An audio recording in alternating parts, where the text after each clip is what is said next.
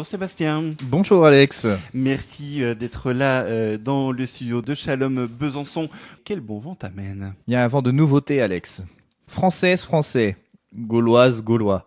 Si j'emploie cette formule empreinte de solennité, bien qu'un rien pompeuse, ce n'est pas uniquement pour faire le fanfaron, mais pour vous faire part d'une annonce qui risque d'en ravir plus d'un. Ah bon, mais qu'est-ce que c'est? Eh bien voyez-vous, je brigue, et même de mille feux d'après mes admirateurs jamais avares d'un bon mot, un poste de ministre. Mais vous êtes sérieux là? Oui, monsieur Mathieu.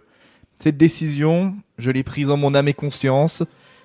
J'ai soupesé le pour et le contre, j'ai consulté mes proches. Vous avez vu, je cause déjà comme eux. Bon, ça c'est effectivement une surprise, mais alors quel mystère visez-vous Sébastien Brossard?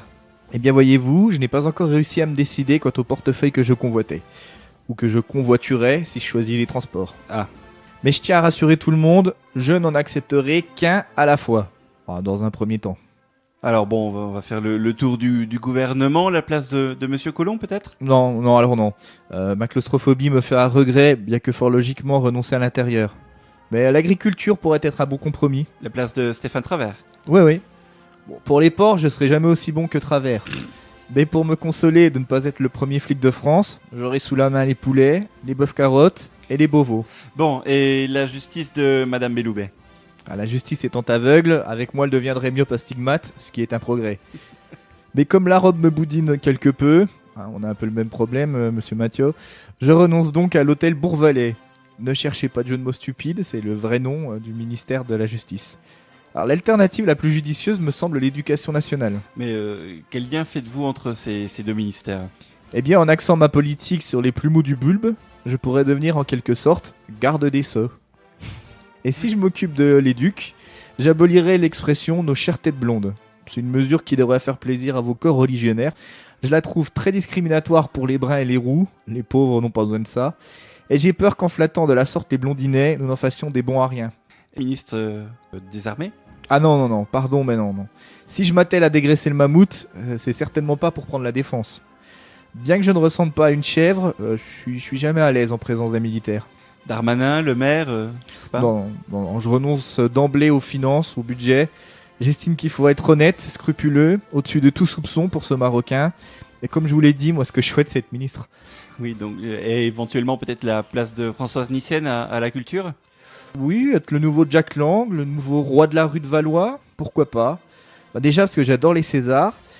Mon smoking n'a pas vu le jour depuis la fois où je me suis déguisé en Vito Corleone pour le nouvel an costumé de 2011. Et en plus j'ai plein d'idées si je suis nommé à ce poste. Ah oui, et vous pourriez nous donner un exemple? Oui, bien sûr, oui. Par exemple, je créerai un secrétaire d'État consacré à sa diffusion que je confierai à ma mère. En effet, qui mieux que ma bonne maman pour étaler la culture.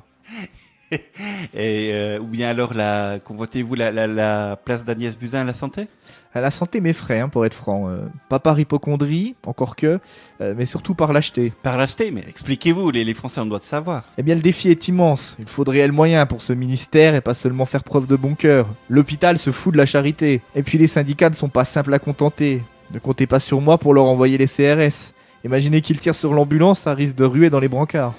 Alors, l'écologie alors, vu que le poste est vacant. Ouais. La défense de l'environnement serait plus dans mes cordes, oui. Au vu de la longueur de mes phrases, nous pouvons rapidement en déduire que je me défends en développement durable. Et si cela ne suffisait pas, je peux toujours préciser que je ne me lave qu'avec des produits Ushuaïa, et qu'il n'y a pas que Chantal qui pourrait me corrompre comme lobby. Ouais, elle est nulle celle-là. Le travail alors? Je me fais aucune illusion pour le ministère du Travail. Alors là, le MEDEF, Madame Pénicaud, fait très bien le job. Bon alors, qu'est-ce qui reste comme ministère? Je crois qu'on a fait le tour, le sport, l'égalité femmes-hommes. Monsieur Mathieu, vous avez associé sport et femmes dans le même énoncé. C'est amusant, certes, mais s'il vous plaît, c'est sérieux la politique. Pardon, et la famille alors? Ah, elle va bien, elle vous écoute tous les jours. Non, mais je veux dire le ministère de la famille. Oui, je pense pouvoir faire l'affaire, la famille. Pour mener à bien ma mission, ma nomination à ce ministère ne devra pas rendre mes concurrents amers, si l'on ne veut pas que ça dérape, tout en séduisant mes pairs. Père, P-A-I-R-S, je préfère préciser. J'ai pas envie d'être le protagoniste malheureux d'un balance tes pères. En tout cas, merci Alex, ça me soulage d'un grand poids. J'attends désormais le coup de fil de Matignon.